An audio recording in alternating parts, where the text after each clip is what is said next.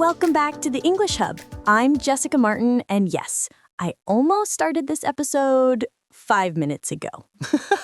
And I'm David Miller, reporting from Los Angeles, where I was totally ready to record on time, but then I thought, maybe I should reorganize my desk first. Procrastination level expert. Exactly. But hey, listeners, wherever you are, grab a coffee, tea, hot chocolate, or if you're really procrastinating, maybe you still have that iced coffee from summer. That's so true. And remember, this isn't school. You don't need notebooks or pens. You can just relax, sit back, maybe do the dishes while listening, or put them off until later. Which is exactly today's topic, why we always put things off until the last minute.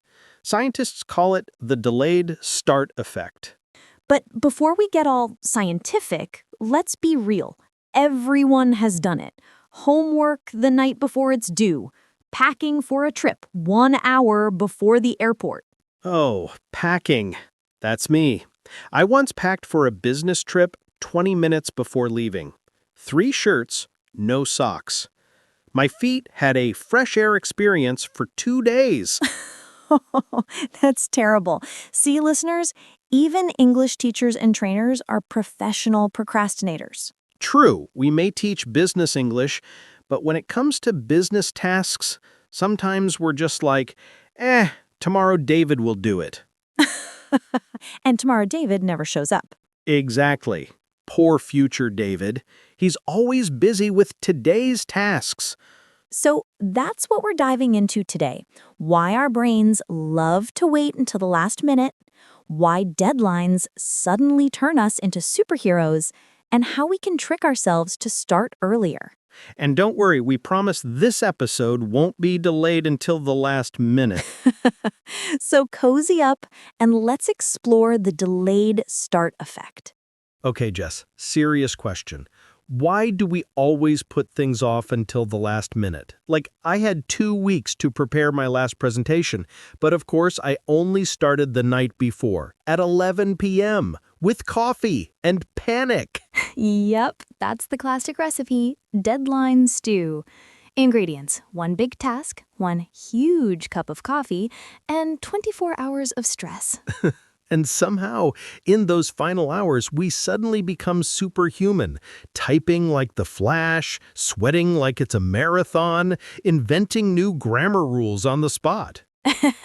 Exactly. Listeners, I know you've been there. Homework done 5 minutes before class, taxes filed on the very last day, packing your suitcase while the taxi is honking outside. Oh yes, packing is my weakness. I once packed so late that when I arrived, I realized I brought 2 right shoes. Oh no, did you walk in circles? Pretty much. I looked like a confused penguin. Well, my story is exams. I always promised myself, this time I'll start studying early. But no, every time I became an expert at cleaning my desk instead of opening the book. Yes, suddenly you're like, I can't possibly study until my pencils are in perfect rainbow order. Exactly. And that's the big question. Why do we do this? We know it's bad, we know we'll suffer later, and yet we wait. Because our brain is sneaky. It doesn't care about future us. Poor future us has to deal with the mess. Present us just wants snacks and YouTube. Yes, poor future us. We should send them flowers as an apology. So true. And that, listeners, is what scientists call the delayed start effect. The idea that we push starting tasks until the very last moment possible. And in the next part, we'll dig into why. What's happening in our brains when we avoid starting? Spoiler, it's not because we're lazy. No. We're just very talented at finding important things to do instead, like reorganizing the spice rack. Yes, or baking cookies instead of writing your report. Which, to be fair, sounds like a good decision. True. But don't worry, listeners, we'll explain the psychology behind all this in just a moment. And don't worry, we're not turning into a boring lecture. This is still fun, cozy psychology. Yeah, we promise. If this were a boring lecture, we'd probably procrastinate on it too. Exactly. So the delayed start effect. What is it? Basically, it's our brain's way of saying, that task looks too big, too scary, or too far away. Let's not start yet. Yes, our brain hates two things, effort and uncertainty. Big projects usually have both. So instead of starting, we avoid. We scroll, we snack. We suddenly decide it's the perfect time to clean the bathroom tiles with a toothbrush. Yes, we escape into smaller, easier things because they give us a quick reward. The hard task feels like punishment. It's like your brain is a lazy cat. It doesn't want to climb the mountain. It just wants the sunbeam on the floor. That's the best comparison. And the cat brain says, why start now? We have plenty of time. Future me will handle it. Poor future me. He's like that one friend who's always stuck paying the restaurant bill. Exactly. Another reason is deadlines. If something isn't urgent, our brain thinks it isn't important. So we wait until the deadline becomes a dragon breathing fire. And suddenly, we're knights in shining armor fighting the dragon with coffee and panic. Yes. So the delayed start effect is simply this. We don't start until the pain of not doing the task is bigger than the pain of doing it. And that's why we suddenly become super productive the night before the deadline. Pressure turns us into superheroes. Or zombies with coffee. True, but still effective zombies. So, listeners, remember, it's not laziness, it's just psychology. Your brain is trying to avoid discomfort. But the good news, we can trick the brain into starting earlier. And we'll share how, so you don't have to be a 2 a.m. superhero anymore. Or a confused penguin with two right shoes. Exactly. So, Jess, here's the crazy part. We avoid the task for days, weeks, sometimes months, and then boom, suddenly we do it all in one night. Why? 2 words. The deadline. When the deadline comes close, our brain goes from lazy cat to panicked cheetah. Yes, suddenly you're typing at the speed of light, drinking 3 coffees, praying to every productivity god in the universe. And your focus becomes laser sharp. No TikTok, no fridge breaks, just pure survival mode. Right, because when the deadline is far away, our brain thinks, no big deal. Future me will handle it. But when the deadline is tomorrow, suddenly the brain is like, oh no, future me is dead. We have to do it now. Exactly. The pressure flips a switch. Adrenaline kicks in, and we become super productive. Or super desperate. True. But the interesting part is, our brain sees urgency as importance. If it's not urgent, it's invisible. If it's urgent, it's the only thing that exists. So that's why I can ignore my taxes for months, but then on the last day, suddenly I become an accountant. Yes. And students, you know this too. Suddenly, the night before the exam, you're memorizing 200 pages like your life depends on it. With snacks, tears, and 5 cups of instant noodles. So, in a strange way, deadlines work because they give us fear. And fear is a powerful motivator. But also a terrible life strategy, because living in panic mode every deadline is like driving your car only when the fuel light is screaming at you. That's so true. It works, but it's stressful, unhealthy, and messy. Exactly. And the good news is there are better ways. You don't need to wait until the last minute to have that superhero focus. Yes. In the next part, we'll talk about real-life examples of delayed starts at work and study, at home, and then how we can actually beat this effect. Spoiler, you don't need panic. You just need a trick or two. And maybe fewer noodles. Definitely fewer noodles. All right, let's be honest, David. We've talked about the theory, but let's get real. What are the classic moments of procrastination in everyday life? Oh, easy. Emails. Everyone has an inbox that looks like a haunted house. You open it, see 200 unread messages, and think, nope, let's watch cat videos instead. Yes. And the funny part is, you could answer one email in 2 minutes, but instead, you wait 3 weeks and then write the same email in a panic at midnight. Exactly. Or reports. You get an assignment. This report is due in 1 month. And your brain says, perfect, that means I'll start 1 day before. Students are the same.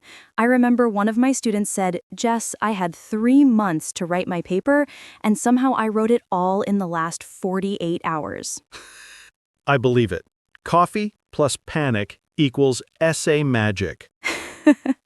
And at home, it's no different. How many times have you said, I'll fix that squeaky door tomorrow? And then 5 years later, the door still squeaks like a horror movie. Yes! Or changing the light bulb. The room is dark for weeks because we keep saying, I'll do it later. My personal favorite, people who keep the Christmas tree until June. Hey, don't judge. Some of us call it year-round decoration. Sure, David, sure. Okay, but you know the worst. Studying languages. Everyone says, I'll start tomorrow. And then suddenly it's been 3 years and you still only know how to say hello and I'm fine.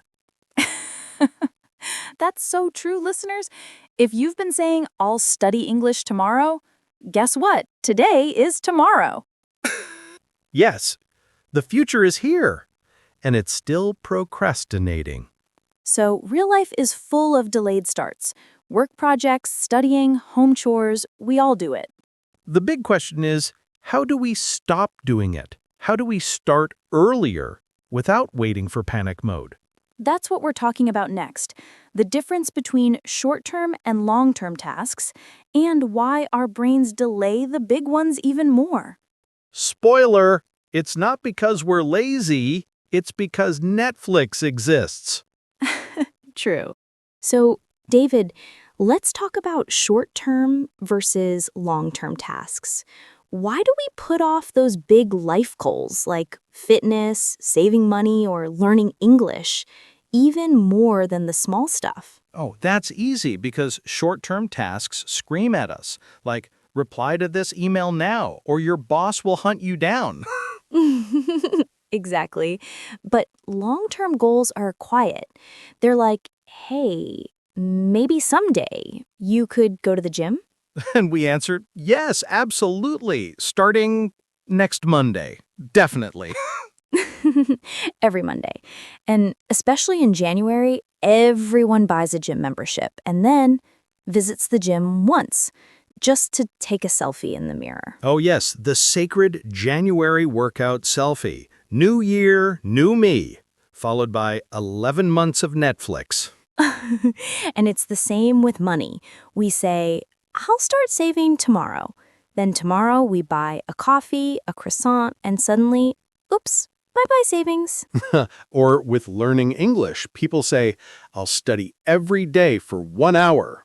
Then they do 5 minutes, get tired, and switch to TikTok. True. So the reason we put off long-term goals is they don't hurt today, but they will hurt later. Poor future us again. Always suffering. But here's the good news. There are ways to beat the delayed start effect. Yes, practical tips. Number 1, break tasks down. Don't say, I'll write a book. Say, I'll write 1 sentence. Perfect. Number 2, use the 2-minute rule. If something takes 2 minutes, just do it. Fold 1 sock, send 1 email, water 1 plant. Exactly. Or finally, wash that 1 fork in the sink. Don't let it become Fork Mountain. Oh, I know that mountain. And number 3, set mini deadlines. If you have 1 month, break it into weekly goals. Number 4, reward yourself. Finish a task? Great. Eat a cookie. Watch 1 cat video. Dance like nobody's watching. Yes, make it fun. Tricking your brain works best when there's chocolate involved. Always. So, listeners, here's our challenge for you. Right now, start 1 thing you've been putting off. Just 1. Yes. Sew that button. Call your grandma. Finally throw away the expired yogurt in your fridge. Oh, please do it. Your fridge will thank you. And write in the comments what you finally started after listening. We want to see your 2-minute victories. To wrap it up, procrastination and the delayed start effect are normal.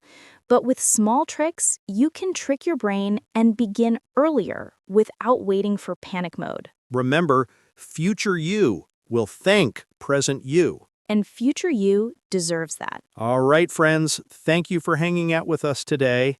If you enjoyed this episode, hit subscribe, give us a like, share it with your friends. And don't forget to comment what task you finally started after listening. This was the English Hub. Stay cozy, stay productive. And maybe visit the gym at least twice this year. Yes, aim high, friends. See you next time.